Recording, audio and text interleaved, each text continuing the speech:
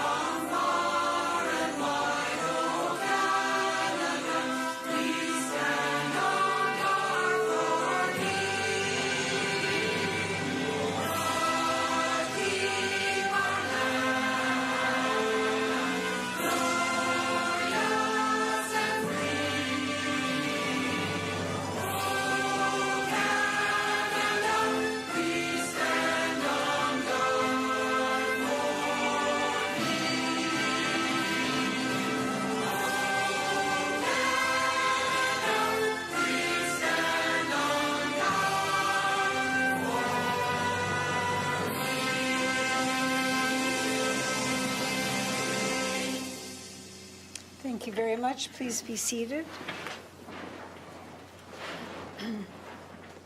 We'll proceed with our roll call. All councillors are in attendance this evening.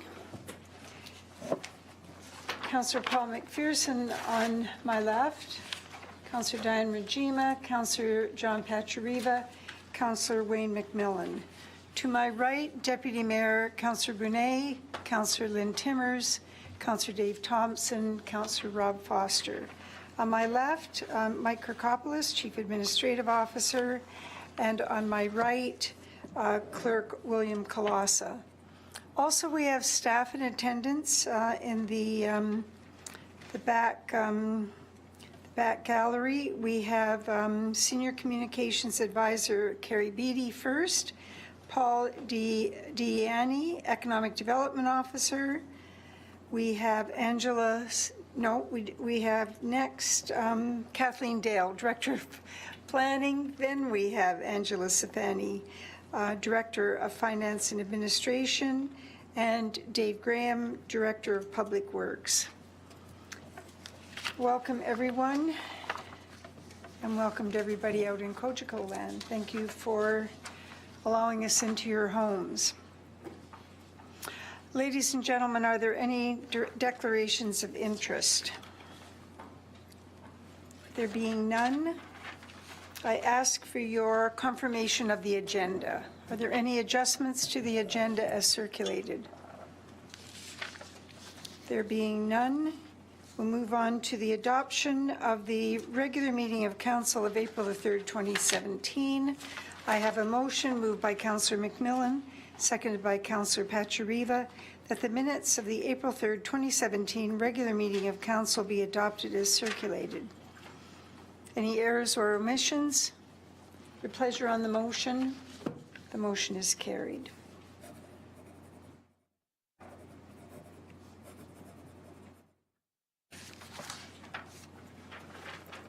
Councillors, is there any business arising from the minutes? Thank you. There being none, we move on to the Mayor's report. I want to thank Deputy Mayor Councillor Brunet for sitting in for me at the April 3rd meeting. I guess we've all had that flu. It just kind of goes around from person to person. The last couple of weeks have represented quite a wide variety of public events in the community, including the unveiling of the Vimy Ridge gun, which was held at the Lincoln and Welland Regiment in St. Catharines. I attended the swearing in of the executive for the Lincoln Seniors Club. And council was presented by Regional Public Health with data on early development indicators. And we discovered that one of our neighborhoods in Beamsville has some lower ratings by comparison. And it's possible that these may be tied to housing and jobs availability and family circumstances, but we're looking into that further with a team from Public Health to see if there's anything at all that we as a council could appropriately contribute to improved circumstances. And to that end, I met with Mr. Dan Troke, who's the new Executive Director of Niagara Regional Housing, and he comes from Halifax. And it's pretty obvious that the problems that we're seeing in our community are common across Ontario. This gentleman has a great deal of experience in this area. He comes with a very, very broad perspective, and I'm looking forward to working with him for solutions, not only in terms of the alternate service delivery housing committee that I chair at the region, but also in terms of looking at these special circumstances that we have in Lincoln.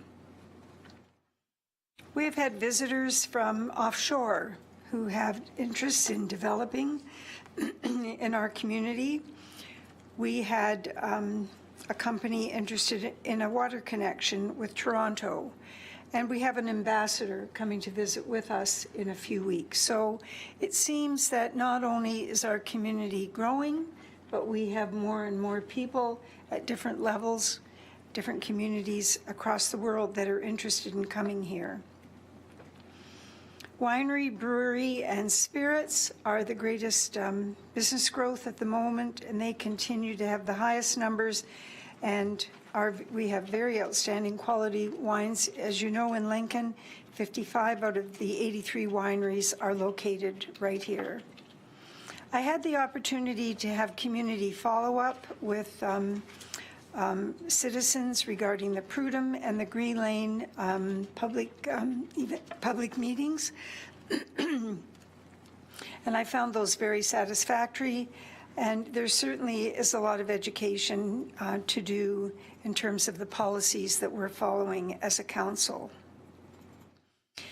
And so to just wrap up that part of my report, the business and community development focus themes in Lincoln continue to be investing in Lincoln, keeping Lincoln businesses growing, defining Lincoln as a center of excellence for agriculture, developing our culture assets, and realizing ourselves as a complete community and those principles that support our planning principles. With a push from the province and the region and our own compliance within our own OP, our focus really should continue to be on design and the heritage look and feel of our communities. We know that traffic movement requires a solution throughout the community, and for the near future, both the region and the town are entering into a transportation master plan, and so really getting deep into that and how it's going to respond to the growth in our community is certainly top of mind for this council. The West Niagara Mayors had a caucus recently on West Lincoln Hospital, and we continue working together on this agenda as we prepare for an additional delegation with the Hamilton Health Sciences Board, which will be held on April 27th. And we continue as mayors to support the program elements that were announced by President McIsaac, and we remain committed to ensuring that West Niagara's primary care and long-term care, as well as the ambulatory programs, which will not only support West Niagara, but also outpatient surgery for Hamilton residents, becomes a reality. Have a look at our website, and you'll find an announcement there on a 20-minute makeover in April. You need to control your garbage all across the town. I ask that everyone control your garbage when you put it out. It's very windy these days, and there's a great deal of garbage all over the town. And I want to remind you that when it goes into the farmers' fields, that plastic often gets caught up in the crops. It becomes a major issue when those crops are harvested. There's a student, the town is holding a student volunteer fair on April 26th from 3:30 to 5:30 at the Fleming Center. There's some great opportunities there for youth in our community. On April 20th, I'll be attending an opioid prevention and community network session at the region. This is a major problem in all communities, and we certainly need to learn more about it. Mayor Easton's State of Lincoln address and luncheon is being held on April 26th at the Rockway Winery, and you can obtain tickets to the chamber. It's not only businesses that come to this, but many members of the community as well.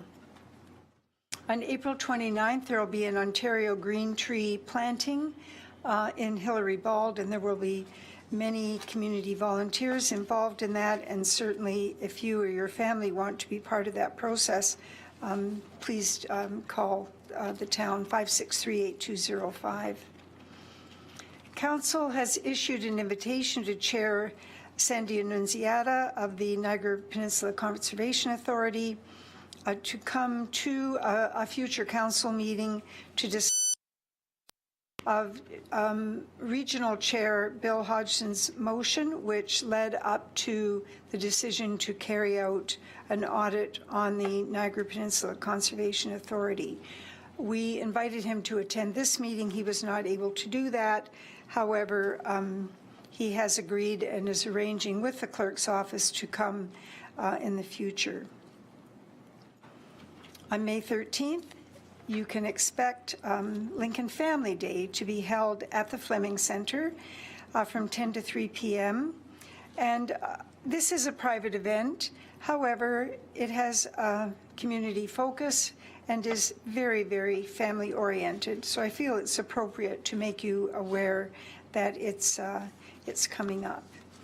And on that note, ladies and gentlemen, remember, you live in the town of Lincoln where everyone strives to be a good neighbor, and children are encouraged to achieve their very best. Through my time at the beginning of each council meeting and other public engagements, I hope to send a message to you that lets you all know that Lincoln will deliberately set itself apart by instilling consideration and a sense of achievement in our everyday lives. You are a part of those achievements. This is how we do it here. Many thanks. And now we move on to the Regional Councillor's report. Councillor Hodgson is not in attendance this evening. We move on to Councillor's reports, and I'm going to ask Councillor Timmers to begin this evening. Mayor Easton. I have a report on the Canada 150 committee. Starting today, you can register to participate in the Canada 150 mosaic.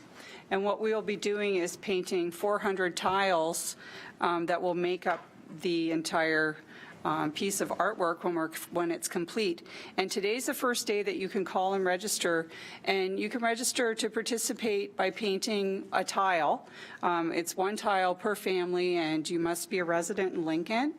It begins today, and you can call to reserve a tile, 905-563-2799, extension 283. And that's starting today. The unveiling of our piece of artwork when it's complete will be Friday, June 30th at 4 p.m. at the Town Hall, and there'll be more details to come. It's going to be a grand celebration when we unveil our piece of artwork, when we put all the tiles together to create a beautiful masterpiece. Today, I went to the Beamsville High School with Councillor McMillan in search of the 100-year-old time capsule. And we now know where it's located, and we're currently making plans of when we will open that capsule to celebrate Beamsville High School's 100th birthday.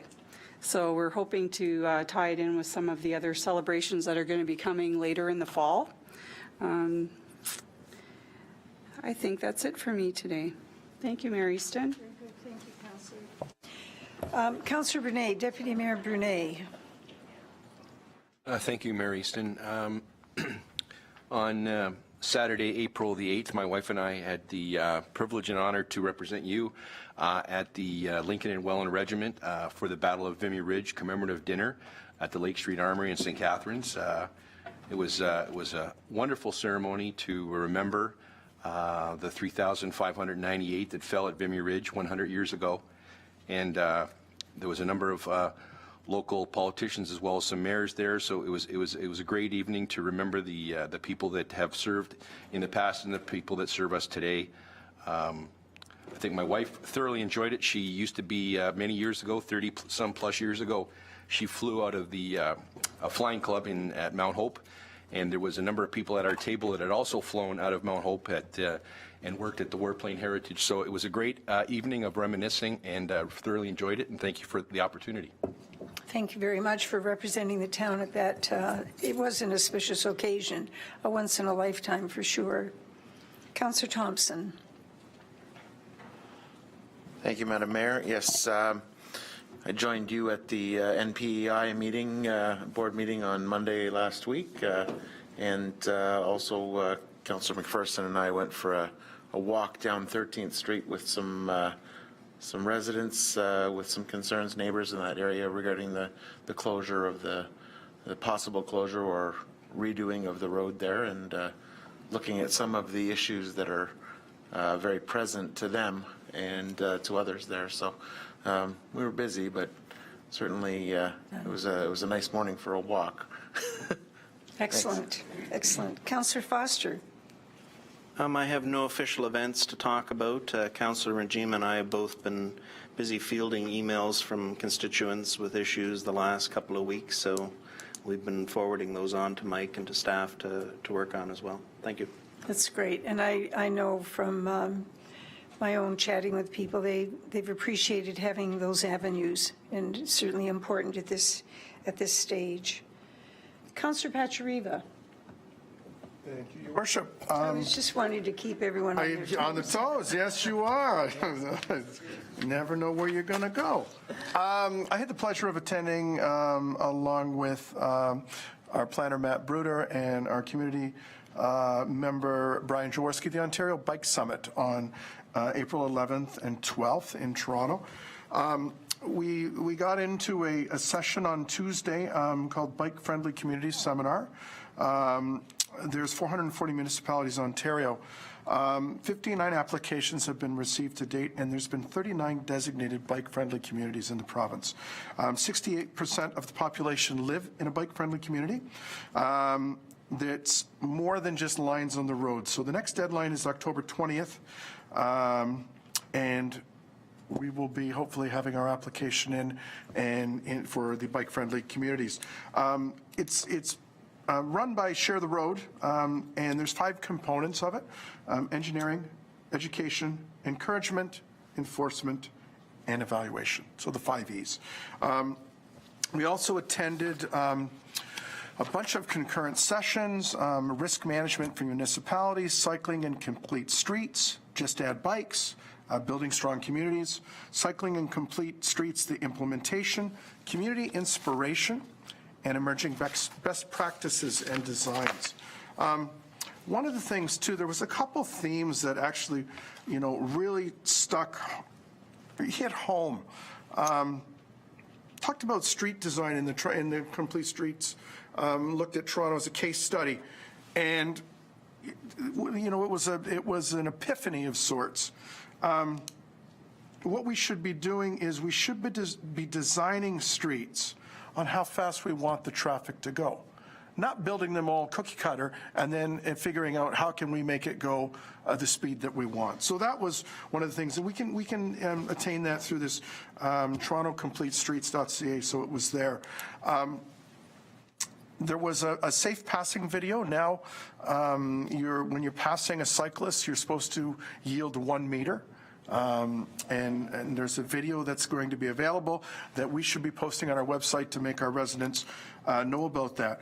One of the things that was really interesting was in the city of Collingwood, they used their Healthy Kids initiative to start their bike-friendly wheel and walk on Wednesdays. So the Healthy Kids concept got them into the schools. And I said to our chair, Councillor Brunet, that we should be getting Laurie Laird, who's backing our Healthy Kids initiative here in the town, maybe sitting on our active transportation committee, because it's very important. Paved shoulder policy, not only to reduce washouts, but to give people a safe place to get around. We need to build active transportation into the municipality's DNA. Needs to be, we have to come up with an active transportation plan, which we're working on, and then it becomes just part of the budget cycle along with roads, water, sewer, you name it. And one of the cool things was the part of the whole thing is with an active transportation committee, it's a three-legged stool. So you need your political side, and we have Councillor Brunet and myself. June is Active Transportation Month. So there was a councillor from Ajax who biked for the whole month of June. Now, unfortunately, my sales job won't allow me to bike to Windsor. It would take me probably, better part of a week to get there and back. So I'm going to commit with the camera on that in June, I will be cycling to every one of our Town of Lincoln meetings.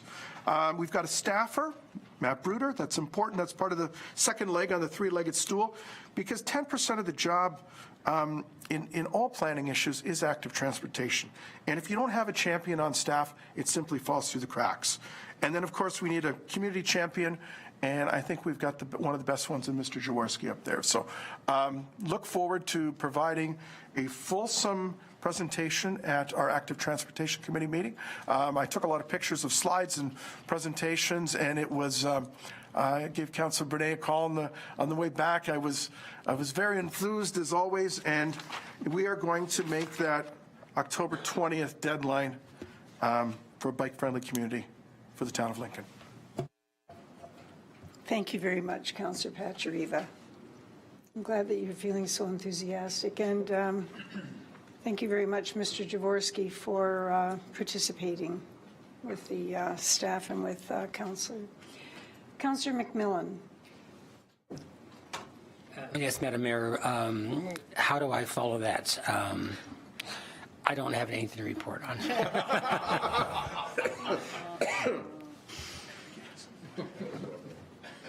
It wasn't my intention to put you on the spot. However, we do know that there's a lot of activity going on in your sector as well. Councillor Njima. Thank you, Madam Mayor. I also don't have a report. I'll have some things under announcements to do with the Chamber of Commerce. Very good. And Councillor McPherson. Thank you, Madam Mayor. I'm sorry. I'm having a lesson in the pronunciation of Councillor McPherson. We don't want to upset his father's memory. Thank you, Madam Mayor. And I attended the quarterly meeting of the Niagara Road 12 Landfill Citizens Liaison Committee on Thursday, April 6th. We also had Mr. Brian Jaworski in attendance as a guest of that committee. All of the councilors were in attendance, and on this committee we have the 4 municipalities of Pelham, West Lincoln, Lincoln, and Grimsby that participate in the goings-on of the landfill site up on Mountain Road in Grimsby. Some of the key discussion items that night, the Grimsby Benevolent Fund Reuse Center. So that is a facility that's going to be built at the entrance of the landfill site, is going to be up and running July 1st. That's anticipated. July 1st, they're going to have a 24-foot by 32-foot purchased building from Contour Transport Systems. And that facility will also have potable water and a restroom. So they're looking to take in items that people are taking to the dump that are salvageable, that they would take back to the Grimsby Benevolent store and sell them there. And if they are not going to take them, the resident can just take it on into the landfill site. There was a tour of the Durham Energy Center down in the Oshawa area. I did not personally go on the trip, but 18 people attended the tour.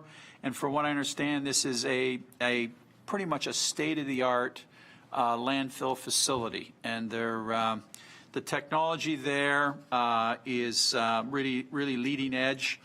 There was a lot of discussion amongst our committee that night, and the committee brought a motion that the region consider this type of facility and this type of potential technology as part of its long-term strategy plan. When our landfill site is no longer usable, which is probably 50 years from now, but let's start talking about new technologies long before that. So that was a fulsome discussion.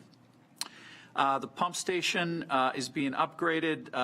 The flows coming into the pump station are, from what they're telling us, almost double what was originally expected. So Niagara Road 12 and the Park Road pump stations are to be upgraded, and that's anticipated to be completed before Christmas. The annual compost giveaway, a very popular event, occurs in May, so it's coming right up. There was a discussion around, lots of interested folks coming out and getting compost, but we're really just not getting the donations that we'd like to see. So there's some discussion around how do we encourage more food donations is really what we're looking for in exchange for the compost. So some good ideas coming out of that as far as the advertising, and they're also looking at investigating other agencies to partner up with. So some great ideas around the compost giveaway. There is a new cell development, and I learned about cells there too. So currently there are 3 cells within the landfill site, so that's basically where the landfill is going. So we're looking at developing a cell number 4. So construction to take place in stages. Half of the cell will be built this year, and half in 2018 and half in 2019. And finally, the Broken Spoke program, fantastic program. This is where discarded bikes are coming in, bicycles are coming in. It's a partnership with the Port Colborne High School. And there's a teacher-student repair program up there. And in 2016, there was 1,200 bikes that were brought in and repaired. And these bikes go out to, locally, they can go out to the migrant workers and anybody that wants a bike that's been fixed up and repaired, but they're also sending those bikes over to countries such as Africa, and it's just a very, very successful program. So that is basically the update for Niagara Road 12 committee, and yes, I also attended with Councillor Thompson, the 13th Street site, beautiful piece of our rural landscape, and as a result of that, we put a request into the infrastructure committee to consider an option and the updated costs of potentially keeping that site open. So thank you. I think you've been taking lessons from Councillor Pachariva. There were times, I think, when nobody wanted to sit on the dump committee. It's a very exciting place to be these days. Good for you. Good for the committee. All right, thank you very much, everyone. All good work. We have no delegations this evening. And I don't see that there was any correspondence referred forward. We move on to reports. I have a motion moved by Councillor Pachariva, seconded by Councillor McMillan, that the minutes of the Sport, Recreation and Culture Committee meeting of April the 5th, 2017 be adopted and the recommendations contained therein be approved and acted upon. Councillor Njima. Thank you, Madam Mayor. So to begin the meeting, we had a delegation consisting of the CEO, Chair, and Vice Chair of the Lincoln Public Library.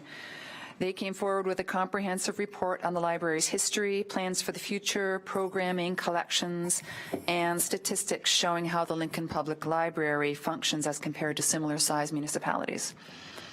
Committee thanked the delegation and for the full report that they brought, and it can be viewed in the agenda package on the town's website under virtual libraries and agendas, and then Sports, Recreation, and Culture Committee of April 5th, 2017. Anybody wants to delve into that? And then following that, we had a correspondence from the Heritage Committee requesting that those that have heritage properties be recognized during the volunteer recognition night, which I think is April 28th. Committee agreed and approved that. Then we had a piece of correspondence regarding a movement that began in 2003. It's very interesting. It's called the Walk for Values. It started in a community north of Toronto called Malvern, following a period of, I guess, gang violence that they had happen there. So the focus on this Walk for Values is character building. It's not a fundraiser. And it's grown so large that it's all over the world, really. It's in New York City, New Zealand, Malaysia. So we're going to look into ways that we can recognize that here at the town of Lincoln. Then we looked at our grants, the Whipple grant and the other municipal grants that we have, and we made decisions about who gets what, basically. And we also made a decision to review that grant policy. We wanted to ensure that the established criteria continues to align with the needs of the community, and that the new policy should take into consideration the ability of each organization to raise their own funds. So we're going to be looking at that policy and reviewing it before we make those decisions again next year. Then we had 4 properties come forward from the Heritage Committee to be for heritage designation. Beamsville District Secondary School, the former St. Helens Church, the former Maple Grove School, former Camden Church, and the former Camden Public School. So this is really sort of jumping, we're sort of into a process that's going to continue. This is not the end of the process, but following this, there'll be communication with each of the property owners. There'll be a public notice in the newspaper. If there's any objections, there's another process. And so this is just the beginning, and it'll be coming back to council, and we'll be making more decisions down the road. Good to see these things coming forward. We then had our update from the Community Services Department regarding the community cleanup, youth volunteer fair, which the mayor talked about earlier on in her mayor's report, our volunteer appreciation evening, and the summer adventure activity guide, the swimming and camping programs. We had an update about what's happening with our facilities and parks. Busy time of year for cemeteries, our facilities, our parks, and our tree planting program. And that wraps it up. Are there any questions? Councillor Foster, Councillor Timmers?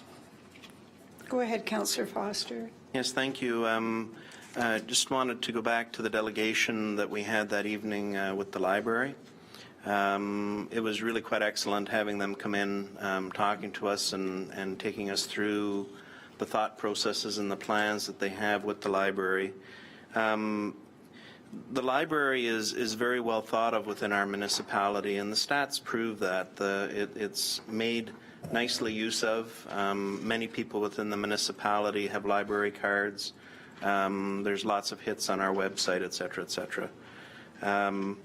But it's no secret, and in fact, even in the discussion, there's been a bit of a chasm between council and the library board for the last number of years. And so what I think was good about the whole thing is that the library board has now committed to doing the advocacy work that they need to do, which is making sure that they are in the face of council to let us know what is their thinking, what is their planning, so that we really don't have a lot of surprises. And the reality, too, is that, there is pretty much $1 million that's being spent on the library within this municipality, and that comes straight from the taxpayers' pockets. So it is important that we have a strong relationship with the library board as well. So I thought, all in all, it was very good, and I think Councillor McMillan and I will be able to take back to our library board meeting next week a good discussion on that to make them know that indeed this was an excellent first step. Thank you. Very good. Thank you very much, Councillor. Councillor Timmers? Thank you, Mayor Easton. Councillor Foster, I appreciate those comments, and I was very happy to see the library come as a delegation as well, and very nice comments that you made there. So I just wanted to clarify that the Heritage Committee is bringing forth a designation of 5 properties. I just wanted to clear that up. Thank you. Which one wasn't mentioned, Councillor Timmers? Sorry, Councillor Regima just had said 4. I just wanted to make it clear that it's actually 5 properties. I'm not sure. I think you. You're right. I think you listed them all. I think I said 4 and then listed 5. Yeah, I just Thank wanted you. to make. Good point. Thank you, Councillor. Next, I have Councillor McMillan. Yes, thank you, Madam Mayor. In reference to the motion that was put forward at the committee meeting concerning the Heritage Committee's recommendation that a heritage component be part of the volunteer recognition evening every year. In anticipation of council's approval, plans are in place for that to be part of that program on the 28th of April. So not only the volunteers that are nominated by their peers, but also those people who are owners of designated heritage properties will be recognized in the appropriate way too. So thank you. Thank you. And I did see those invitations, and they're very beautiful, and they're all out, so I'm sure people have lots of advance notice. Councillor McPherson. Thank you, Mayor Easton. And my comment is with regards to the same issue. And I feel as though our volunteer recognition night should stand alone as a volunteer recognition night. I think mixing it with anything else would take away from what we have for that night. There's a lot of work that goes into what these volunteers do. There's a lot of, there's just a lot of good pride in recognizing these people, and I think they should have their own night. So, bringing in anything else, that night, to me, takes away from what you're trying to do that night. So I don't agree with this recommendation. I would think that we are doing a lot of things to recognize those that are designating their properties through the plaques that go on their buildings, through, we probably have or could have a letter of recognition that is sent to these property owners. We're talking about incentives for heritage designation. I think the town is doing its piece. If the Heritage Committee chooses to have an evening and run this, that's up to the Heritage Committee. But to me, the town is doing what we should do in designated heritage, and to do this on what I think is a very special night for the volunteers is wrong. All right, Mr. Clerk, I'm going to suggest that we make a note of that. Councillors, I think that I'm not going to entertain any questions on this particular issues at this moment, but it may be something that will come up again at the Heritage Committee or the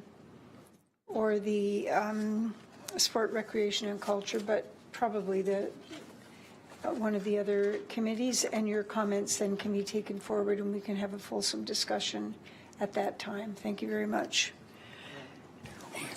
Councillor Foster, you want to debate it now? No, Madam Mayor, I'm with all due respect, I see where your thinking process is with this, but, you know, if we pass these minutes the way that it is, this becomes policy, and Council McPherson has brought up a legitimate discussion point.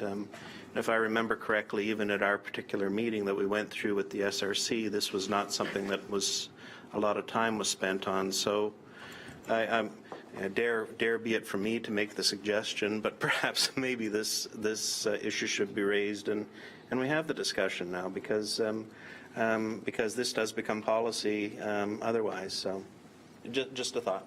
So. All right, I hear you, and but I just see, is there consensus that we should discuss this now? Anyone that's feeling strongly that we shouldn't? All right, okay, thank you very much, Councillor Foster.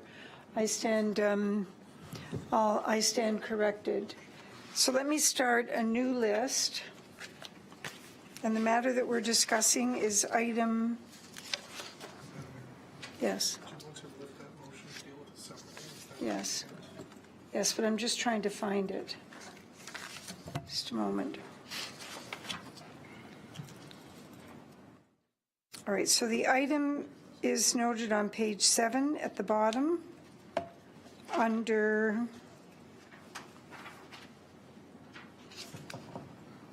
Municipal Heritage Committee recommendation, re-volunteer recognition.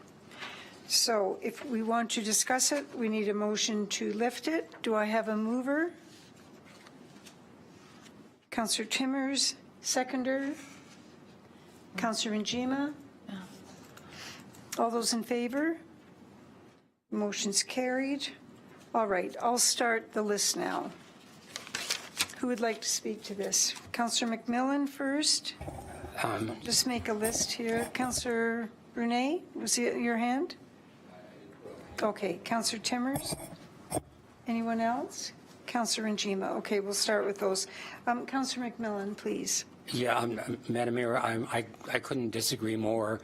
In 1970, our town was formed, and there have been recognition of designated properties ever since that time, and I think there are a total of 20 now, I believe, and never in the time from 1970 until 2017, and you can figure out how many years that is, never has there been a time when the council has said to these people that have come forward and agreed to have their properties designated, thank you very much for what you're doing to preserve the heritage of our town. It has never happened.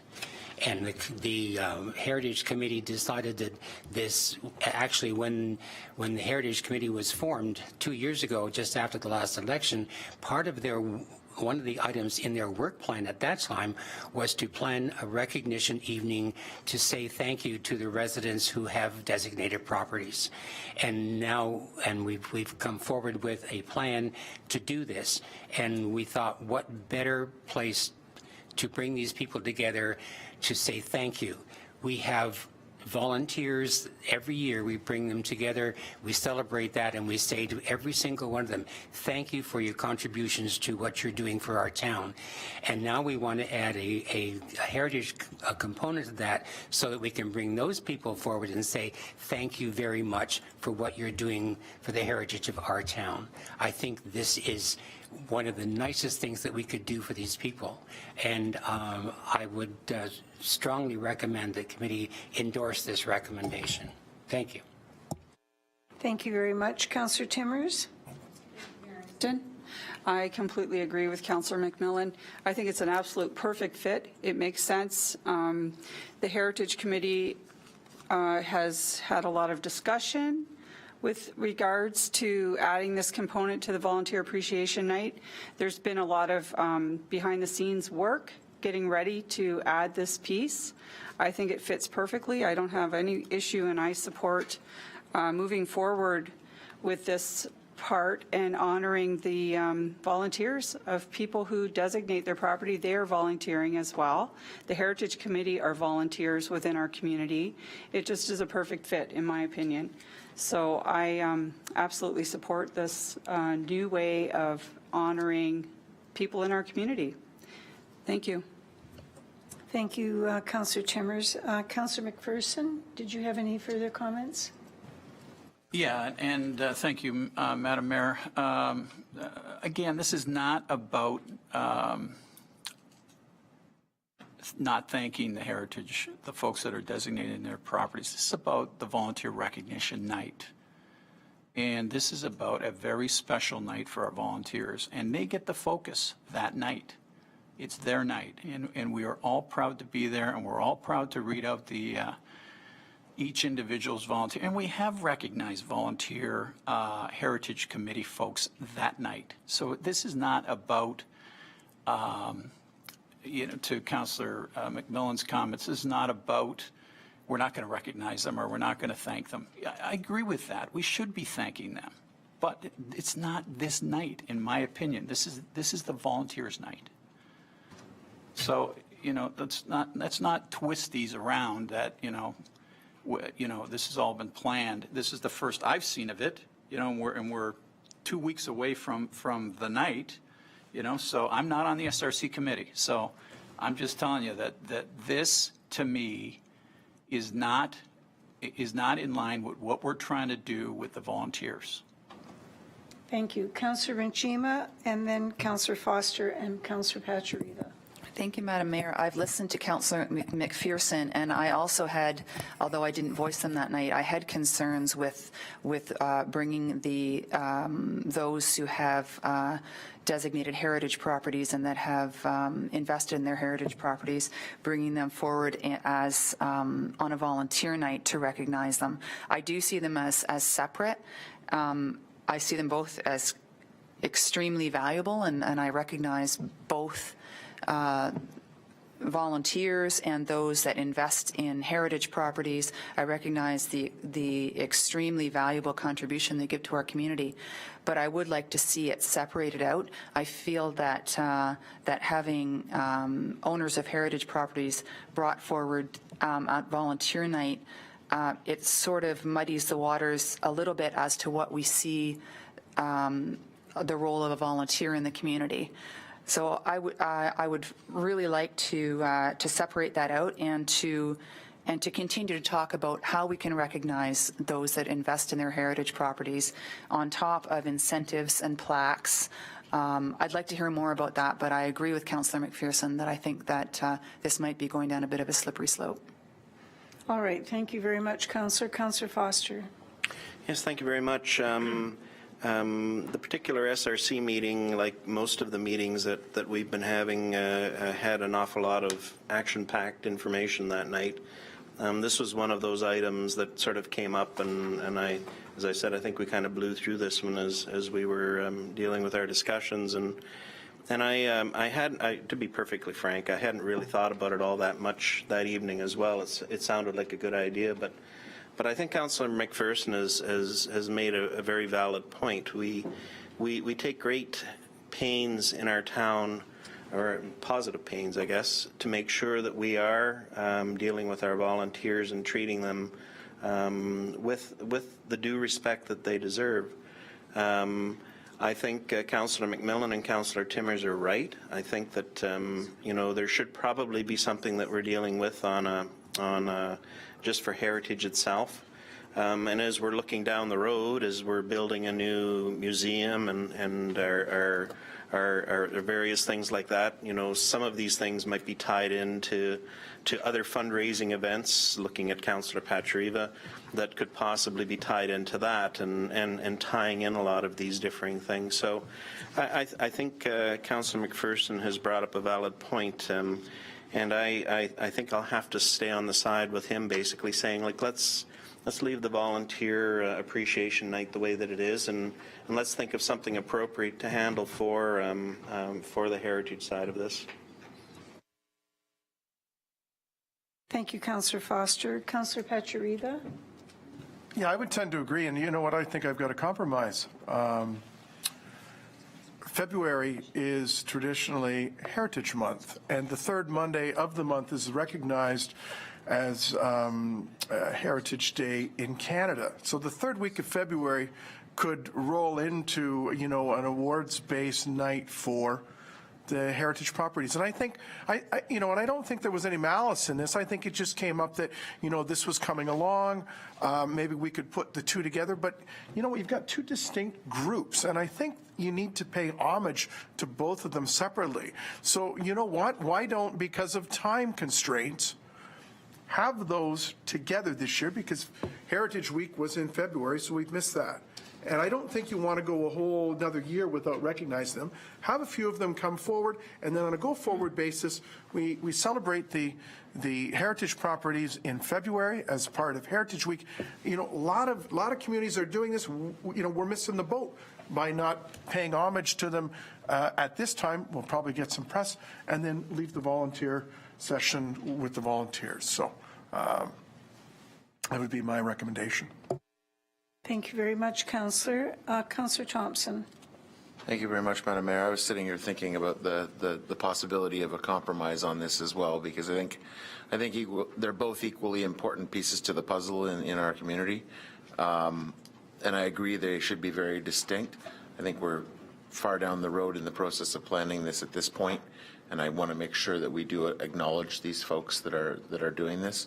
So perhaps planning separately, as Councillor Pachariva was suggesting, for a specifically heritage-focused event in February, and then the regular volunteer thing, as we normally would do, going forward next year, and, you know, keeping them as it sits for this year to you know, so that we don't have to shuffle things too much. Okay, I got the gist of it. Councillor Njima, did you have another comment? My comment goes to how I mean, the motion in the minutes is to receive receive it for information. So I'm wondering, does it have to be pulled separately? But I think it sounds like there's a little bit more discussion to go on before we get to that point. Okay, I'm going to ask councillors, have you all had a word? All right, I'm going to ask Mr. Krikopoulos if he has anything to contribute. Through you, Madam Mayor, I mean, I think listening to what Council has suggested, I think, you know, there's probably some sort of compromise or hybrid solution to be had. I can tell you, I think it's important that our heritage volunteers are recognized, and I think everybody's in agreement with that.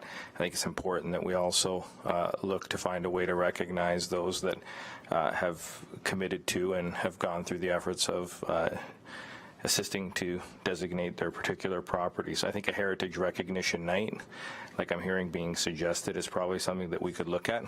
I think there's a great opportunity with our new Beam Street location, which is a heritage building, to host a nice reception there and to recognize what is going on. But you know, at the end of the day, I think it's you know, from a staff perspective, I agree with you know, all the comments here. I think Councillor Pachariva had a good suggestion with Heritage Month and looking to do something moving forward. So I think the way I look at it, this year we've got two options. Either we do it on the same night as we're heading into April 28th, or we plan a separate event this year at the new Beam Street location that is specifically around a heritage recognition night.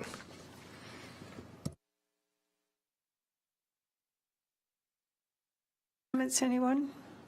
Any new information? Councillor McPherson? Thank you, Madam Mayor, and I am in agreement to move forward since we've got the tight timeline, and totally support the split of the two next year, and give Heritage its own night, and give it its own. I really like the idea of putting it in a heritage building and inviting the council in and the heritage property owners, and make it a special night on their own. You know, so I think that's a good compromise, and I think we get our volunteer recognition standalone next year, and we get a special night for the heritage. Thank you.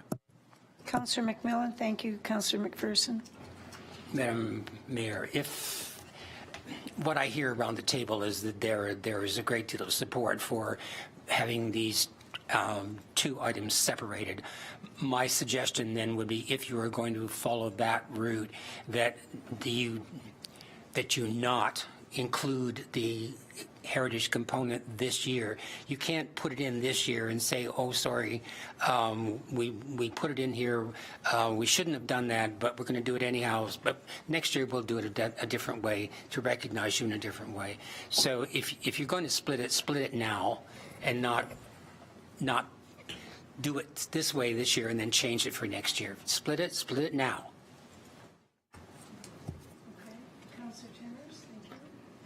Thank you, Mary Easton. I don't know. I tend to disagree, Councillor McMillan. I think we're so close. The date's upon us. We've got all the groundwork is all laid. People are invited. Certificates are ready. I don't feel we can split it at this point. I think we should just, I love the idea of we'll have it together this year, split it next year, and have it in a heritage building. I think that's a really good idea. I support that. But I really think we need to continue and go forward with it. It's upon us. It's in a week or a week and a half. So thank you. See what the motion is. Councillor Rinjima. Thank you, Madam Mayor. So the motion, the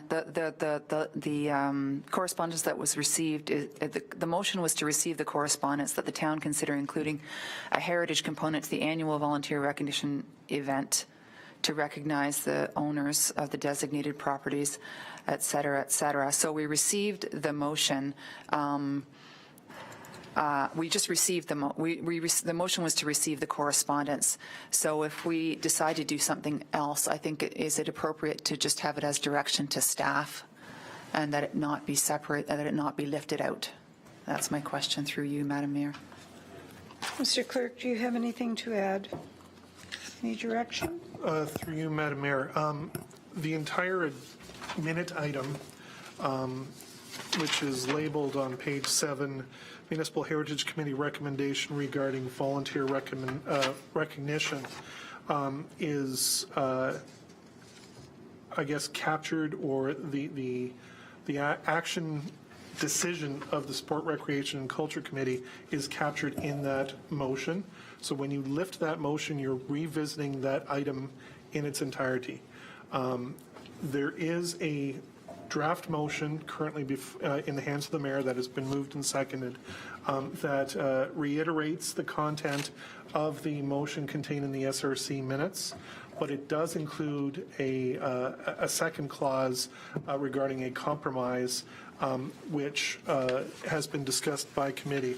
And I think by adopting that, you will have your sort of decision before you in a motion format, and will address any sort of concerns regarding direction versus decision, et cetera. Thank you, Mr. Kalasa. All right. My own comments on the matter would go forward even further, recognizing the evolution that is taking place in the town in regard to heritage and activities related to history and also to the archives. These are all very important, becoming very, very important group of volunteers in our community.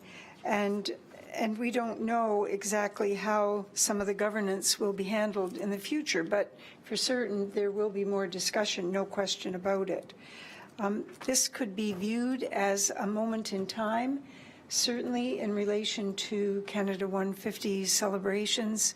It is a scheduled event that at the time, I must admit, I certainly felt that it fit in quite well, and I understand both sides. So I'm going to read the motion, and I think that the compromise is going to take us on the high road as well. Certainly, we're not going to lose anything by taking a compromised position if that is the wish of council. And so I'll read the motion. I have a motion moved by Councillor Thompson and seconded by Councillor Foster that the motion from the Town of Lincoln Heritage Committee dated March 9th, 2017, recommending that the town consider including a heritage component to the annual Volunteer Recognition Award event to recognize the owners of designated heritage properties for their contribution to the preservation of local heritage be received for information, and that the compromise recognition option that has been proposed here this evening be implemented. Are there any questions to the motion? Councillor McMillan. Just an explanation of that final statement in motion, that what is the preferred, or the option that is added on to the motion? All right, what wording? Just that, the meaning of that last sentence in the motion. It is incomplete. That's what you're suggesting, it's incomplete? Just the last statement, it said that the compromise option. Through you, Madam Mayor, the compromise solution that was being discussed at the time the motion was prepared was that put forward by Councillor Pachariva, and it was being spoken to by Councillor Thompson at the time, which included proceeding for 2017 as has already commenced with recognition at the volunteer event, and a separate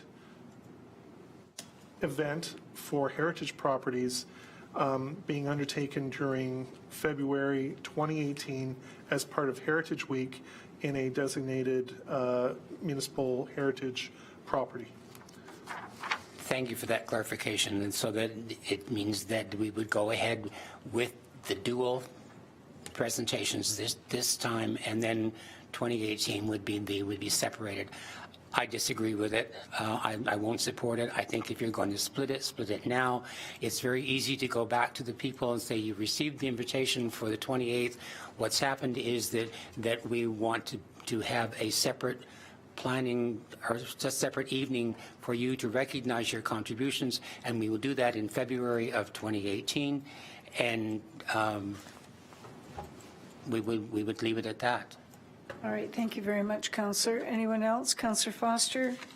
Quick comment. I mean, kind of this ship has sailed because it sounds like everything has been developed and everything else in and around it way ahead of council actually approving this. So I think we're actually doing a good thing for the Heritage Committee by putting forward this compromise, and I think you should be supporting it, but that's just my opinion. Thank you very much, The compromise is for February 2019 then. So we're going to go ahead with the presentations in April of 2017 and do it again in 2018? Why not just take it out of April and we'll do it next February? Councillor Foster? If I can, you know, the motion is loose enough that the SRC committee can go and essentially do what they want with the celebration for this. And in fact, I think it should be a yearly celebration looking at heritage and culture within the community. So I'm unclear as to why Councillor McMillan's unhappy about this, but I think you know, this does give a lot of opportunity to this council to go and do it right going into next year. But I personally, I think, you know, as I say, there's bloody invitations sitting out there already. So it's like, you know, maybe we should just follow through with this as Councillor Pachariva has suggested. So I think it's a good thing. All right. Is everyone clear on what the option is? It's been explained verbally. You're clear on it? All right. Councillor Majima, is it absolutely new information? It's absolutely clear, and I wanted to say that I like your comment that this is Canada 150, and so coupling them together, that's one more reason we could couple it together this year and then carry on. Thank you very much, Councillor. All right. I think it might be a good idea if we had a recorded vote, Mr. Since when? All right, Councillor Foster is asking for a recorded vote. All right, Councillor Timmers will ask for a recorded Mayor vote. Easton, I would like a recorded vote on that Thank you. motion. Thank you. Thank you very much for that. All right, Mr. Clerk, would you please call the vote? On the question, and hopefully that's been read and everyone understands, I will proceed in alphabetical order. Please indicate yea or nay whether you support the option, which includes the compromise recognition. Councillor Brunet. Yay. Councillor Foster. Yes. Councillor McMillan. No. Councillor McPherson. Yes. Councillor Pachariva. Yes.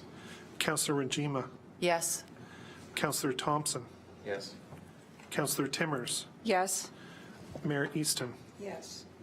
If you'd like to call the vote. The vote is carried.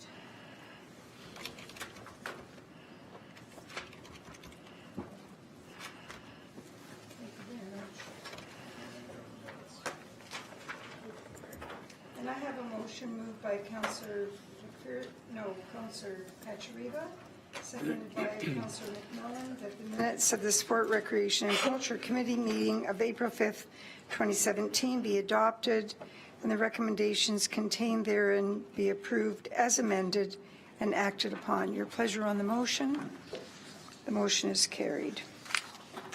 Madam, Councillor McMillan. if I could take a minute, I wanted to speak to this particular motion, but I wanted to wait until after there was a vote so that I was sure of how the council was thinking. Because with the passage of these minutes of the SRC and the designation of the 5 properties in Lincoln, being Beanswell Secondary School, the St. Helens Church, Maple Grove School, Camden School, and the Camden Church, this is really significant for our town. Up until this point, the largest number of designated properties in 1 year in Lincoln has been 3. With these 5 coming forward, plus the one that we had earlier of the Camden Cemetery, that will make 6 properties that were being brought forward by the Heritage Committee for recognition this year. And I think that this is really significant because we're going to be celebrating the heritage of our town when we celebrate our nation's heritage. And hopefully these recommendations will be expedited so that the designation ceremonies can be arranged in this celebration year. And in order to bring this about, there's been a lot of work that has gone in behind the scenes to bring this forward. And I would very much like to thank the CAO for bringing it forward to the SRC committee, and that bears repeating, as I said, at the committee. Also, I want to thank council for endorsing the recommendation that is here in the minutes of the SRC. And a very big thank you to the Heritage Committee for the background work that they've done on all of this. It is really, really significant, and I'm really very pleased that council now has endorsed this and that we can move ahead and expedite this very, very quickly in this celebration year. Thank you very much. Thank you, Councillor. Councillor Foster? I'd like to ask a question through you to the clerk. And I know that Councillor McMillan is somewhat euphoric on these properties going forward, but can the clerk just kind of outline to us what happens with this next? Because we really should get an idea of timelines that are going on with this, because I don't want any misrepresentation sitting there in the community that all of these things are going to be done in such and such a time frame in order to meet artificial constraints that we're putting in place. So, or to perhaps to the CAO, like what the true timeline is that needs to come in place here. And by the way, we've only, with these 5 properties, said we're suggesting that we go to the next step with the things. We haven't actually officially approved, but at least we're on the right track with the thing. So through you, Madam Mayor. Thank you very much, Mr. Kirkopoulos. Through you, Madam Mayor, just to provide a little bit of an overview, following ratification today, as prescribed by Section 29 of the Ontario Heritage Act, a notice of intention to designate will be the next step, and that will be issued to the property owner, to the Ontario Heritage Trust, and to the public through an advertisement. What we've committed to doing with each of the property owners, I think as Councillor Foster highlighted, and as Councillor McMillan pointed out, is engage in a conversation. Some of them are further down the process in terms of their construction. For instance, the folks at Bench Brewing and Cuesta Estates, in terms of the work that they're doing, notwithstanding that they've committed to working with the Heritage Committee and have been very active participants in maintaining and salvaging the heritage. So following that intention to designate advertisement, there is a 30-day objection period which will follow, whereby anyone who opposes the designation can file a notice of objection with the clerk. I think as we highlighted, there is another exit ramp for council once some of this occurs, where council then is asked to make a subsequent decision in terms of proceeding. If an objection is received, the matter is then referred to the Ontario Heritage Trust Review Board for a hearing and a subsequent report.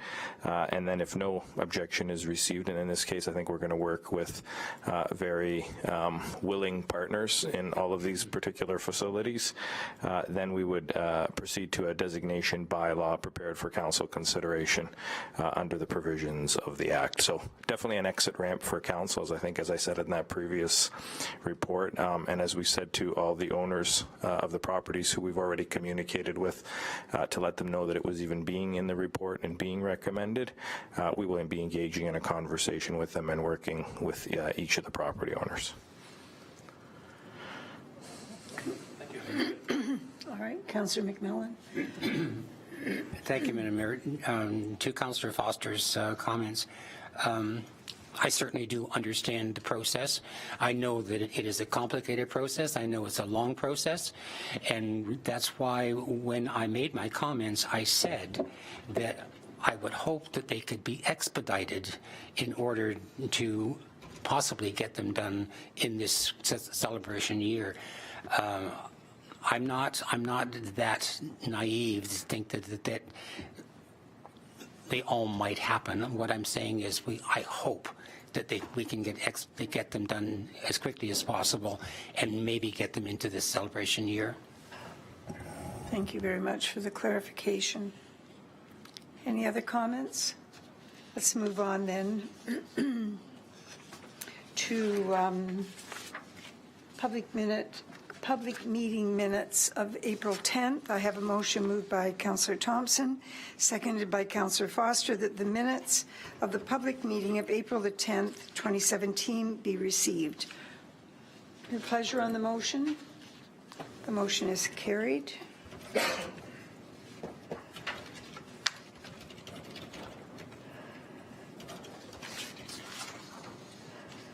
Councillor Pachuriva. Yeah, just a point of clarification, Your Worship. In the attendance sheet, there's a fella, he spoke in the public part.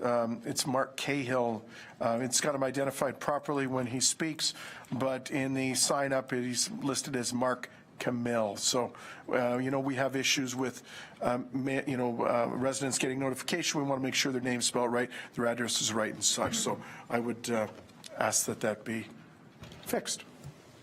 Very good. Thank you for that. I have a motion moved by Councillor Thompson and seconded by Councillor Foster that the minutes of the Planning Committee meeting of April 18th, 2017 be adopted and the recommendations contained therein be approved and acted upon.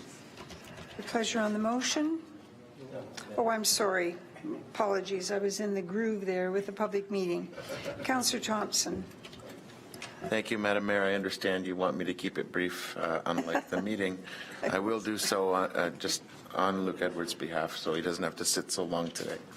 The meeting started early at 6 p.m. With a presentation for Council of the current state of the Prudhomme's secondary plan update by Ron Palmer. All the information is, obviously on the town website for folks to look at. the new iterations and the changes and whatnot. Certainly, after that took approximately an hour. We went into the public meeting, started at around 7 o'clock, regarding the Ron Ticciarelli zoning bylaw amendment regarding the Green Lane development. And then that took probably an hour and a half, after which we had the report that coincided with that particular public meeting. Staff will be bringing back a full report with all public comments and recommendations at a meeting, planning meeting upcoming. So no decision was made on that particular item that evening. Then we had report 1720, which was a sign variance application by Cruise Enterprises regarding the signage on the corner building at Ontario and King Street, advertising the new development in Beamsville for Cache Homes. Then we went into the Committee of Adjustment review report. The Coles notes on it are basically we had an outside consultant come in and report and make recommendations. The committee decided that all recommendations were going to be implemented in the 2018 year. Some of the recommendations will be implemented immediately. More training is one of the items that was on that docket. We're going to be doing that immediately with the current members being used as test subjects for the training. Then obviously in 2018, some of the other items that are going to be coming out of that are the a more intense screening process with appropriate experience for committee appointments in 2018, more training for members in 2018, and Director of Planning will deal with uncontested consents as opposed to coming to the Committee of Adjustment. The committee also decided that one member of council would remain on the committee and the rest would be drawn from the public, and that there would be no rotation of the committee. Everybody would sit at every meeting. And we had an update for road closure and sale policy.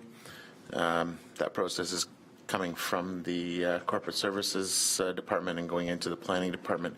It's going to follow the same process as the other planning applications.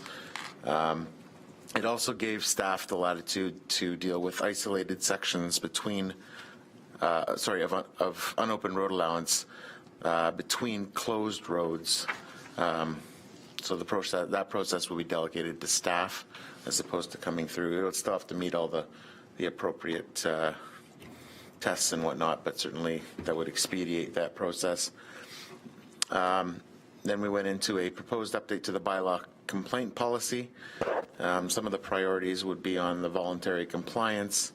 There'd be some non-compliance inspection fees. Planning and Development Department is going to be responsible for the enforcement section in bylaw. Voluntary compliance is a big item that they really want to focus on. They want to have clear communications with the public regarding the bylaws, a transparent process, and follow-up. Timelines were also put in place to promote good customer service.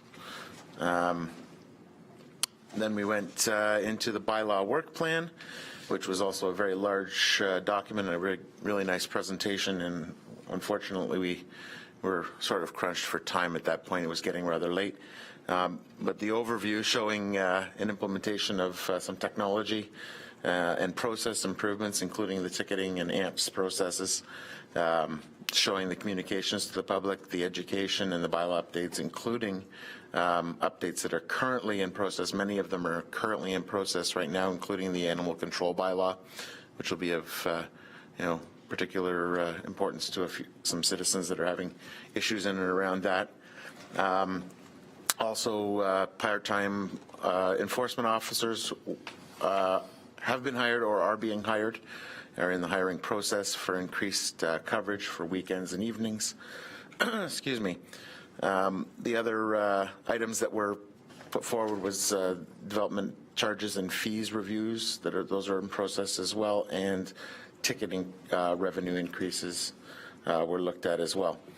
We had Councillor Brunet, who so eloquently speaks to Active Transportation Committee minutes at that late hour actually did, and some of the highlights were that Walter Neubauer presented to the last committee meeting the Active Transportation Infrastructure presentation. The committees discussed trail routes, maintenance, safety concerns, connecting with the Greenbelt, waterfront, and Bruce Trail routes with some signage. There was some discussion on the Concord Creek and connecting to the trail network and the future Go Transit Hub. Jordan Hollow safety for bicycling was discussed and some of the alternatives in and around that. Jackie Gervais discussed the Complete Streets document from the region. Councillor Brunet discussed attendance at the Bike Summit, which I believe Councillor Petrie was alluding to previously.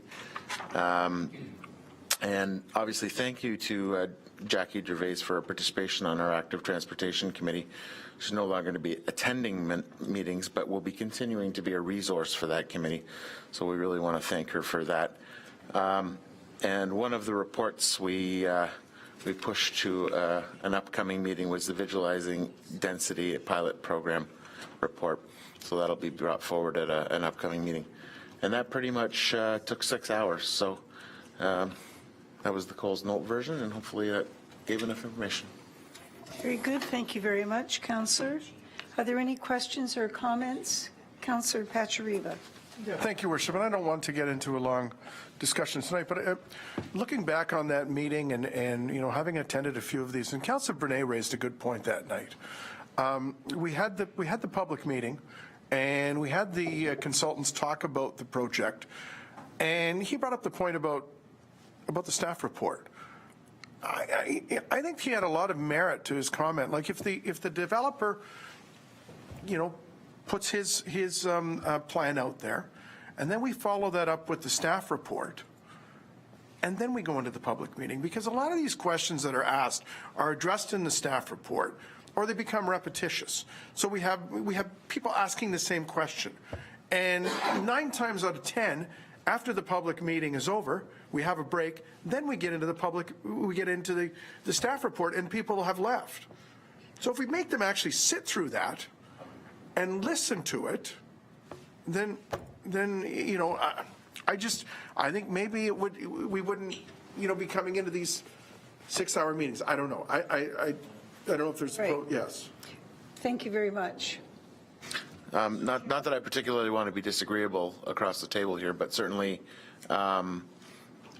the report was done directly after the public meeting, as opposed to the previous meeting, which was a break was between, and I made sure that we did it that way because we wanted to keep the folks in the gallery to know what the report was coming forward with. We certainly announced that to them, that report was coming forward right after.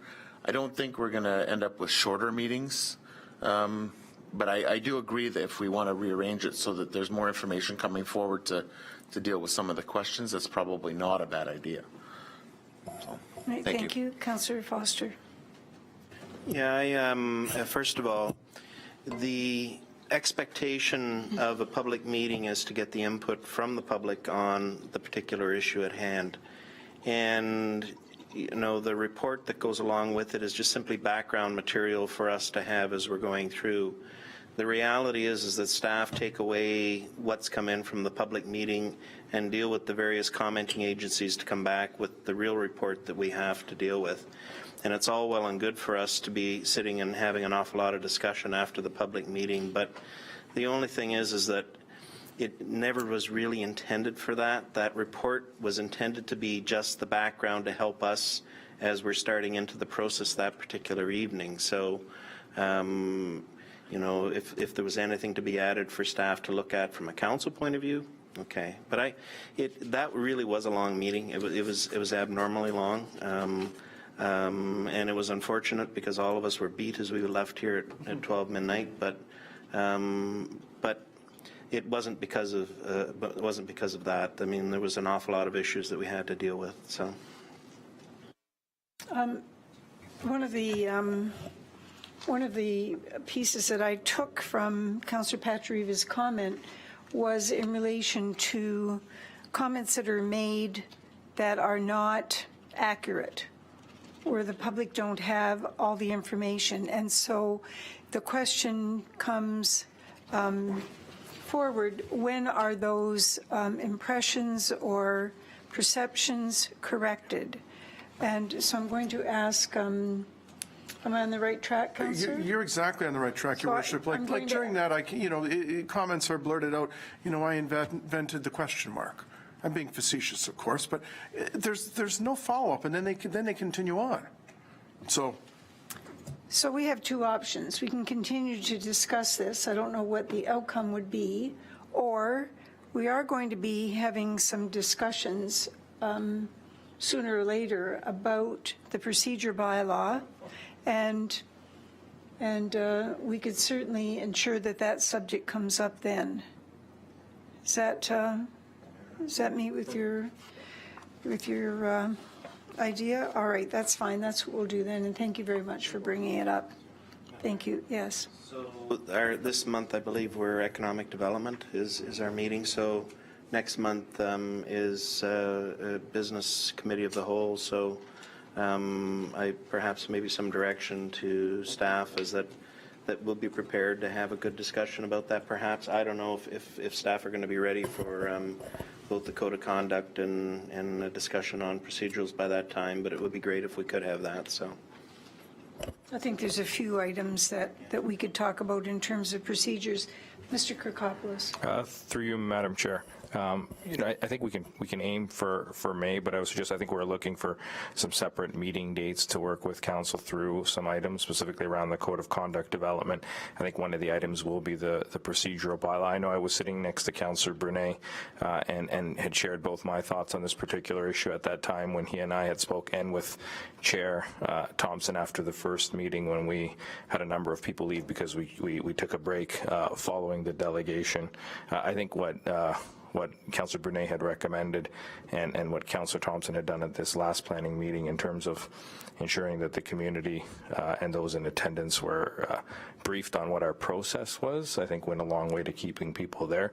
So I think part of it is just the simple communication that sometimes needs to happen, and if we are going to take breaks, being cognizant of when they are at what particular time in the agenda in order to allow much more of a seamless, I think, process to ensue. And I think from a staff perspective, making sure when we set agendas, knowing if we've got a delegation, making sure that the first report following that delegation is the report dealing with the particular delegation. As well, I think, Kathleen's highlighted that from the perspective of those planning reports within the staff overview section, we can take and within that particular part of the agenda that staff can do a little bit more in terms of providing some of that overview when we're speaking to those items. All right.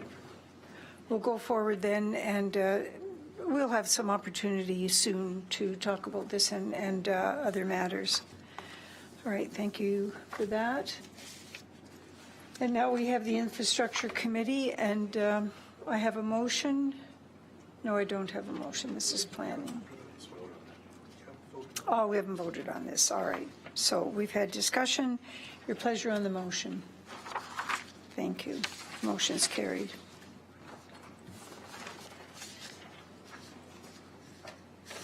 I have a motion moved by Councillor Brunet, seconded by Councillor Timmers, that the minutes of the Infrastructure Committee meeting of April the 12th, 2017 be adopted and the recommendations contained therein be approved and acted upon. Councillor Brunet. Thank you, Mayor Easton. So we had 5 reports at our last infrastructure meeting of April the 12th. The first was the speed reduction campaign update, and I stress this is update number 2. So council will recall that back in December 14th, the infrastructure committee meeting recommended, after public consultation, we had 2 public meetings, to look at amending our existing traffic bylaw and possibly installing 40-kilometer-an-hour signage at strategic locations across the community. After we had received positive support from the community at those previously mentioned public meeting. So just a little history there. This is the report coming back from that. So our director, Dave Graham, that evening gave us a complete summary and brought us up to date on the status, including the review of potential problem areas that were noted at those public meetings, the installation of speed signage on several urban roads, speed reduction on several rural roads, as well as the expansion of our digital sign program. So for those at home on Cogeco, I mean, you've seen those digital signs up. This council has continued to be committed to speed in our community, and we budgeted for a fourth digital sign, which is coming on board. So just a little bit of the progress. You know, back in 2014, I mean, we were under 10 locations where these were being put out, and we were getting that information so that we were evaluating. You know, a lot of people think they're speeding in their neighborhood, but unless we know what the data is, we can't really,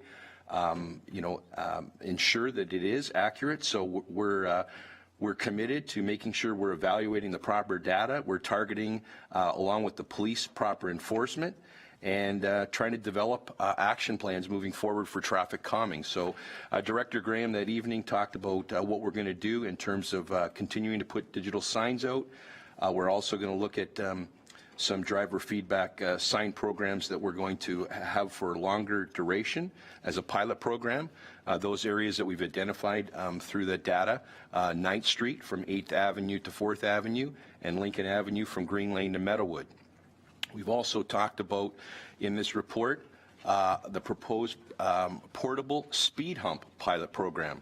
And these will be targeted areas where we know there's been rolling stop infractions at particular stop signs or pedestrian crosswalks. And those locations that our director has come back in this report are areas such as Serena Drive at Alyssa and Garden Gate Terrace near Hillary Balt Park. Some of the other areas we talked about that evening were potential areas, St. Vladimir, as well as up around the park up on, Councillor Pachariva, jump in, Ashby Park. So those were some of the areas we talked about on this speed hump program. So it was a very fulsome report, and those were the areas that we talked about as we move forward with speed reduction throughout the community. The next report that evening was a report on Rittenhouse Road and the future urban road reconstruction. I think one of the things that brought this on a report that Director Graham gave us the overview that evening was a call from obviously a resident in that location. So it's great that we brought this up and it's being discussed, and I think it was good for committee, infrastructure committee, to see what the real drivers are when it comes up to our reconstruction projects on our 10-year plan. So we had some really good discussion that evening, on some of the drivers, and just kind of a real reminder that, when council comes up to our budget time, that we really need to take a fulsome approach on this 10-year capital plan and make sure, that what's in the plan, what's in the docket is proper there. And so one of the things we talked about are the drivers, and that's development driven, obviously safety and economic development drivers, now that we have an ED officer and Councillor McPherson working on economic development, whether it's a regional project versus a town project, and some of the things that are going to come forward now with the GoHub study, with a potential GO station coming to Lincoln down the road. So it was good dialogue to go through this urban road reconstruction. This particular subject was about Rittenhouse, and when you look at the 10-year proposed, Rittenhouse is out for 2025. Nobody says it's going to be there, but we need to have discussion, and we need to make sure that we're looking at alternative funding opportunities and that we have shovel-ready projects when these come up. The next report that evening was the Transportation Master Plan update. And again, everyone is fully aware that the region has a transportation master plan, and Director Graham again gave us an overview to make sure that we're aligned with the regional data that is coming down in what will be announced very, very soon on the regional transportation. So we have many things happening in our community. And some of the, the drivers that we're looking at with potential developments such as prudence and intensification, we looked at all those drivers and what they are to make sure that as we move forward with a active transportation plan and all these different things in our transportation model, that we're looking at all the proper objectives. And some of those include the Go Hub study integration, future traffic flow management strategies, the regional corridor evaluations, signal intersections. We talked about, making sure that all those signal intersections are aligned as we move forward in our community. Truck traffic management and escarpment crossings, active transportation master plan, whether it's pedestrian, cycling, and trail networks, traffic calming policies, all those things we want to make sure are going to be aligned in our transportation master plan. So we had an overview from Director Graham on that to make sure those two transportation master plans align as we move forward. The next report we had that evening was a sanitary sewer servicing plan update. And again, one would argue that this was a very simple process where Director Graham was bringing forward to council the approval of a $40,000 sanitary sewer servicing plan. A particular firm we had received a quotation that evening, and it was definitely below the budget, but there was quite a bit of considerable discussion that evening. I think it was very good discussion to make sure that we're comfortable when we award these. So one of the things that came up through that discussion was that members considered that we asked the Director of Public Works to secure 2 additional quotes for the project before a decision is made on a successful vendor. And I think that was a very good thing. I think it's something that, we want to make sure we're doing the right thing, and I'm sure that Director Graham will bring that information back to us so we can all feel that we're doing the right thing on that. And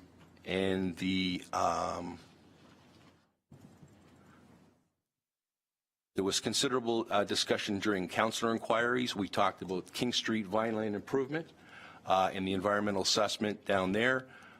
We talked about, Councillor McPherson brought up the 13th Street road closure and ensuring that, we're doing the right thing there. We had some discussion there. We talked about the roads and street and how traffic is increasing in our neighborhoods and making sure we're paying proper attention to that. And Mayor Easton brought some information back to the committee on some of the things that she's been experiencing at some of her meetings outside the municipality, noticing that roads and streets are increasingly being damaged by soil haulers, and making sure that we're developing proper regulation to control that industry within our community, as well as the aggregate haulers at our quarry. So there was some good discussion there, and Councillor Pachariva again reminded us that he was going to the Bike Summit, and we look forward to his report. And we adjourned at 9:10. Thank you.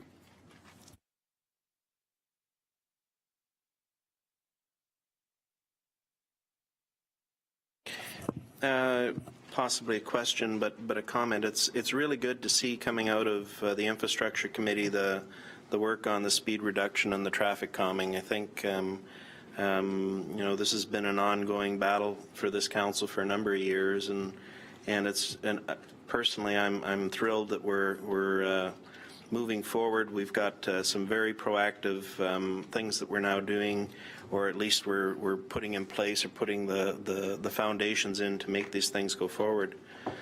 In the same vein with traffic planning and stuff like that, and I did a lot of thinking about this at our planning meeting the other evening, again, as we were dealing with a development down on the Green Lane area. I'm not sure that our municipality has quality rules on how developments join up to streets or are properly aligned within the municipality. The particular development that's going on Green Lane has the potential, if what is being recommended by the developers, to really mess up Green Lane, something awful. Both with traffic trying to get in at multiple points, very close to each other, etc. So one of the things that I'm hoping that is coming back from Mr. Graham's future reports is the thinking processes around how we really want things to interlink. For instance, let's be perfectly frank, both Councillor Njima and I live in the area that this is going on, so we see firsthand or understand firsthand what's going to happen with this. If we don't have a linkage that's going on that's funneling traffic in a nice orderly fashion in that particular area, this has the potential of being a real traffic mess. So, I think we owe it to the citizens of the town to think this through, not just for that, but for all of these major developments that we have coming into play, making sure that the road alignment makes sense, making sure that the flow that's going to go into place makes sense within that as well. So I'm really hoping that that's going to be coming back as part of Mr. Graham's final series of reports on this.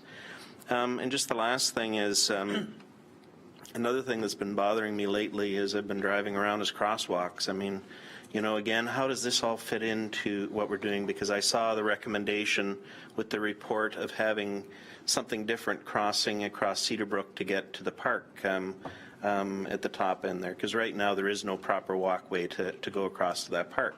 And kids are probably taking life in their own hands by going across there when traffic's going in and through that particular area. So, what are we doing with crosswalks? Maybe we need to go to the next step of having properly lighted crosswalks as we're dealing with things. Because right now there's static signs, and to be perfectly frank, I think if I was walking across at one of the crosswalks, I'd be really tempted to be jumping out of the way as the traffic isn't stopping, type of thing.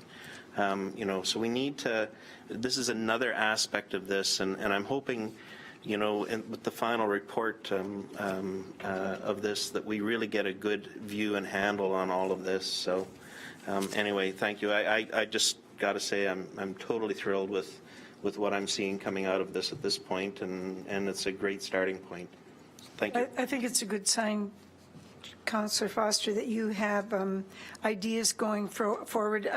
I think it's the evolution that we want, where you start to develop mentally where you think those next steps would be, what those next steps to improve the basics will be. I think that's where I hear you going, and I think it's a good sign of a well laid out plan. Now, I saw somebody's hand, and I think it was Thompson and then Brunet. Thank you very much, Madam Mayor. I wanted to actually echo Councillor Foster's commentary in regards to crosswalks and the next step in crosswalks. And I think in certain areas, cooperation with the developers that are expanding our urban areas, having appropriate crosswalks similar to what they have in Toronto with a light over the street and appropriate, flashing lights to have traffic stop for that sort of stuff, so that people really get the sense that, that is a crosswalk, that's somewhere safe that, people can cross. Because I'm in agreement, half the time people don't stop for the pedestrians in the crosswalk. So it is time to take that next step and have those discussions with the developers as they do road improvements in and around our road network. So. Okay, thank you very much. Thank you, Councillor. And Councillor Brunet? Thank you, Mary Easton. Just before I finish, I didn't, in the effort of time, I didn't speak about the fifth report, but I think it would be wrong to go past that report without stating that we had a fifth report that night, which was a quarterly update report on all our projects.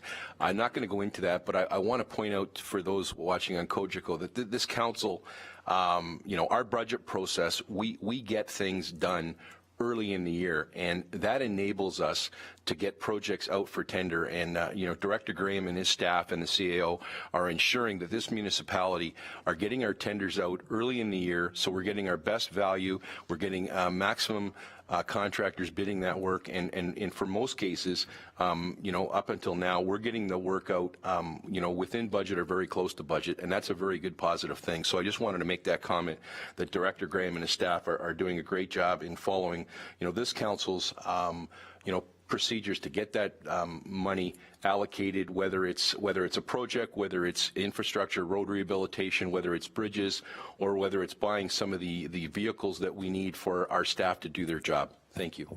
Thank you very much. Councillor Pachariva? Yeah, I was just going to throw in my 2 cents with respect to the crosswalks. And I mean, as we get into this, we need to put some pressure on the region and talk to our regional councillor, Mr. Hodgson, about getting one of those lit school crossing signs at the corner of William and King Street. We've got one on Mountain Street for St. Mark. We've got one on John Street for Senator Gibson. There's one in Vineland for 20 Valley. Grimsby has them all along, Regional Road 81, and we don't have one there. And you know what? And as we go forward too, I mean, there's, we started the evolution of our crosswalks last year by actually painting them. But on my travels throughout the province, there's a number of different ways. There's raised crosswalks, there's patterned concrete, there's the lit crosswalks that Councillor Foster and Councillor Thompson mentioned. So I think it's an evolution, it's a process. So we started with maybe bare bones, a recognition of what a crosswalk is, but now it's time, as part of this whole plan, to take it to the next level, to make the drivers aware. And it comes back to that complete streets and how do you want your traffic to act? It's got to be more than just some simple lines painted on the road. So I think it's an awareness, it's an education, and it's a process. And we're moving down that process. Thank you very much. Councillor Brunet? Mary said, I apologize, but I can't let this go. I neglected to mention. So through infrastructure, we have these 2 documents, and we're doing some wonderful things. And the infrastructure committee wanted to make sure that we're getting this information out to the public. So it's my understanding, we have this Town of Lincoln Speed Reduction Campaign that has been done. We have the Road Infrastructure Improvement Program, the 2017. So it's my understanding that these 2 documents that Director Graham has worked along with staff to get ready, that we have a communication plan on how we will communicate this to the public on both of these programs. And I know that our Director of Communications, Carrie Beatty, and Mike will inform us at the proper time on how we're going to do that. But those are 2 great documents that have been put out. So look for those coming to your household very soon. Councillor Brunet, I'd like to point out that our District 8, our 8th District of the Niagara Regional Police Service was also involved in this. In fact, they've been a very loyal partner throughout the entire process. So I think that's a very good sign when they become more visible in the community. People start to get the message for sure. I actually was planning to take a stack of these to the mayor's luncheon as well to circulate them. But yes, you make a very good point. Mr. Kirkopoulos, was there anything further to add? No. There were no additional actions. All right. Sufficient, councillors? Thank you very much. Pleasure on the motion. Motion is carried. Now we move on to, there is no confirmation of compliance, and we move on to the bylaws, and we do have a number. And I have a motion moved by Councillor Timmers, seconded by Councillor Brunet, that leave be given to introduce the following bylaws. Number 2017-28, to authorize the use of optical scanning vote tabulators, internet voting, voting proxies, and advanced voting in the 2018 municipal election. Number 2017-29, to amend traffic and parking bylaw 89-2000 speed limits. Number 2017-30, to authorize specific complaints to the Assessment Review Board. Number 2017-31, to authorize the execution of a cash in lieu of parking agreement, Brill Management Incorporated. Any questions? Your pleasure on the motion. The motion is carried. I have a motion moved by Councillor Njima and seconded by Councillor McPherson, that bylaws number 2017-28, 29, 30, 31, read a first time, be now read a second and third time, and finally passed, and that the mayor and clerk sign and seal the said bylaws. Your pleasure on the motion. The motion is carried.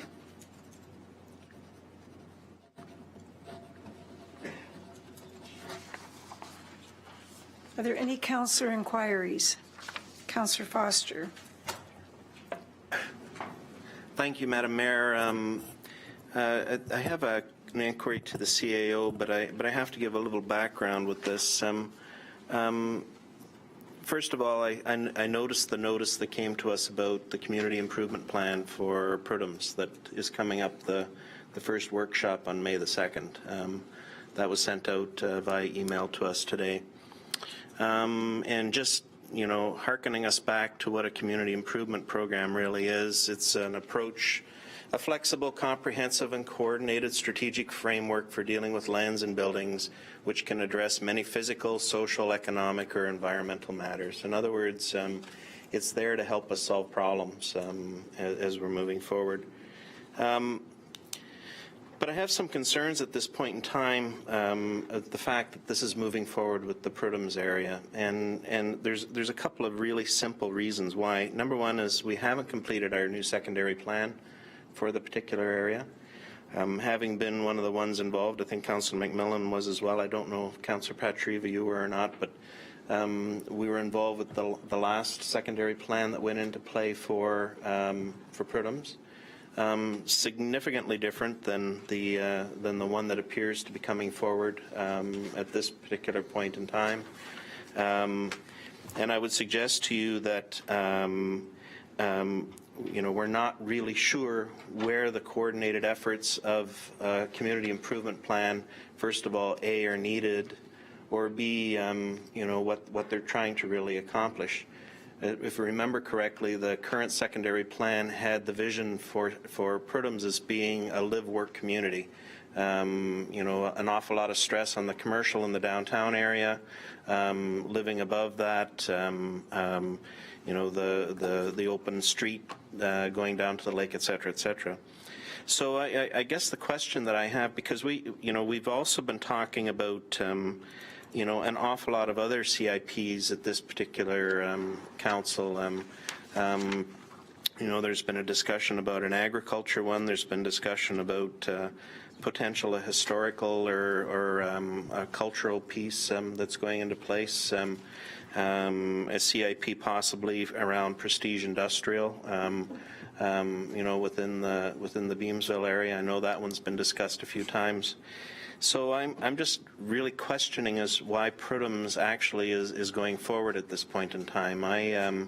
You know, I'm not even really sure with the type of development and where this is going that an incentive program needs to be even put in place for the developers that are moving forward with this particular piece of property. So anyway, I want to put it back through to the CAO and possibly back to planning staff. Like, you know, is this appropriate for us to be moving forward with this at this point in time? And you know, maybe there would be a better alternatives for us. I know it's late in the game because you've already started scheduling meetings, but you know, maybe we possibly should be leaving this one go until the rest of the pieces of the puzzle are completed with Prudhome's, and then we can actually decide, A, do we need a community improvement plan for development there, and B, what it is that it needs to look like. So that's through you to the CAO. Thank you very much, Councillor. Mr. Karopoulos. Through you, Madam Mayor, I'm going to let Kathleen take the majority of answering this question from a planning perspective. The two are very different. It was started, the CIP, within Prudhome's, but it was put on hold as a result of going forward with the secondary plan and the purchase of the particular property in question. They are different. One is meant to come after the other in terms of the role that the CIP has to implement some of the items that you're going to see within the secondary plan. So, I mean, Kathleen can speak to it more. I can go on as to why we've done it now in terms of the planning and in terms of where we're at in our process, but Kathleen's probably more equipped to answer that better for you. Mrs. Dale? Thank you, Madam Mayor. In regards to the community improvement plan, the consultant that's doing the community improvement plan has attended the sessions, the public sessions that we've had on the Prudhoe secondary plan. Yes, it was put on, it was initially to go ahead. It was put on hold because the town is updating its secondary plan. So this first meeting is really just a workshop with the major landowners and their consultants. It's not a formal public workshop. It's really just intended to get some ideas about incentives, similar to what we did for the mixed-use intensification CIP. It will only progress so far, and then staff will then wait to see what the outcome is of the secondary plan and make a determination at that time if it's to go further. Thank you very much. Councillor Foster? Okay, thank you. Actually, that's a good answer, and I do want to point out that we do have to be a little bit careful with the monies of the municipality, and it's the second time I sounded like Brian Culp tonight, but the reality is that there's a real question mark as to whether or not a community improvement plan is A, desirable within this particular area, or B, needed. So again, I look forward as we go through this at the planning stages, as we're going back in and through, and provided this isn't an absolute guarantee, like I think Council has to have a good discussion on this one, perhaps through the Economic Development Committee as well, but to really truly understand where we're going with these CIPs, what the options are for us, and what we're really trying to accomplish, because just handing over money to developers isn't necessarily the thing that we should be doing. I think we should have a whole coordinated approach as we're looking at this. So, thank you. Thank you very much. Mr. Chair, Councillor Foster, you bring up a good point, and I have a question of Mrs. Dale, and it's in regard to architectural control. And at what point in the CIP, if we decided in our discussions that we were going to go in that direction, is there a natural place where that would be considered? Madam Mayor, in regards to architectural control, the secondary plan will have detailed policies on land use and how the area is going to be developed. There could also be, as part of those urban design guidelines, and the consultant, I believe, did sort of touch on that at his presentation last week. As part of the secondary plan process, there could also be some detailed architectural guidelines for the Prudhoe secondary plan that would be part of the secondary plan. When you do a community improvement plan, you can also, if you're going to offer incentives at all, you want to make sure you offer incentives that's going to get what you want to see there. So maybe you're targeting a certain density or a certain character, architecture of buildings, those types of things. So those types of things could also be included in the CIP. So you don't want to just, in a CIP, just provide money for developing. You want to be able to target providing incentives for the type of development that you want to see.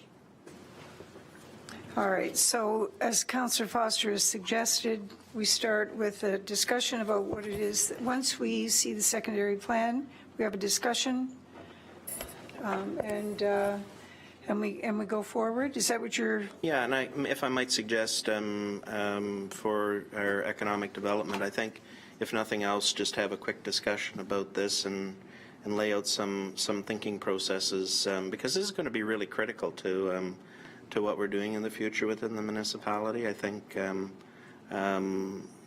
but we also got to do it smart, we got to do it wise, and we got to make sure that we're doing it fiscally responsibly. So, thank you.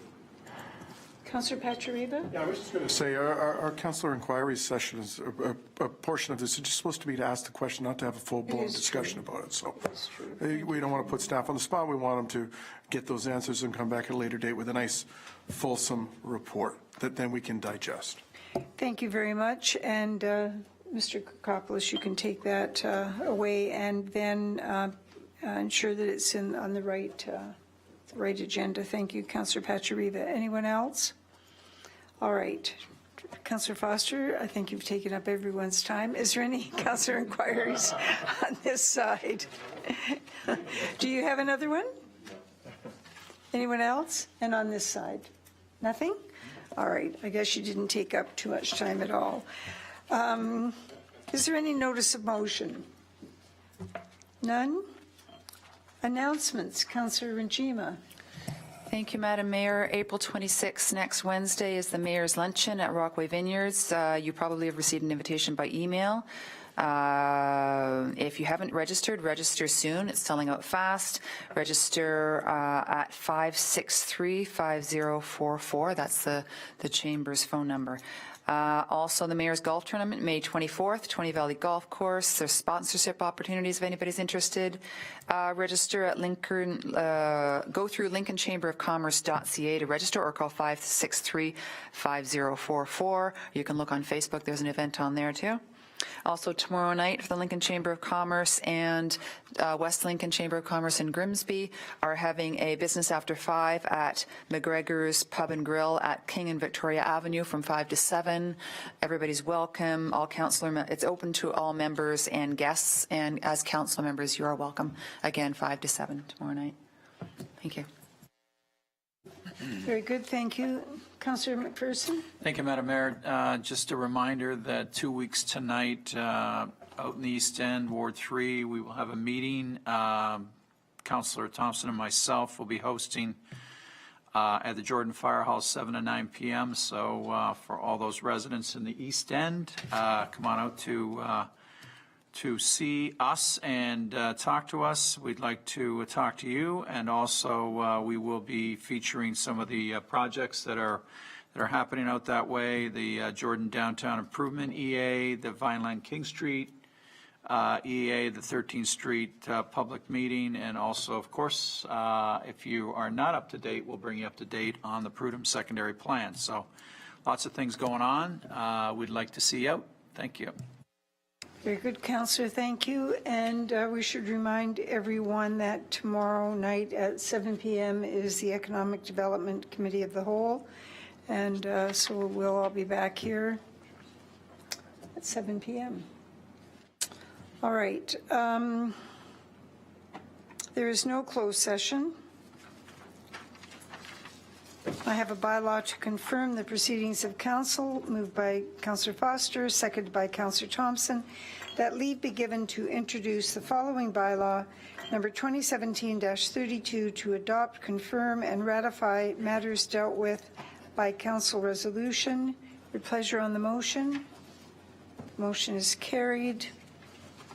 I have a motion moved by Councillor Ranjima, seconded by Councillor McPherson, that bylaw number 2017-32 read a first time be now read a second and third time and finally passed, and that the mayor and clerk sign and seal the said bylaw. Your pleasure on the motion. The motion is carried.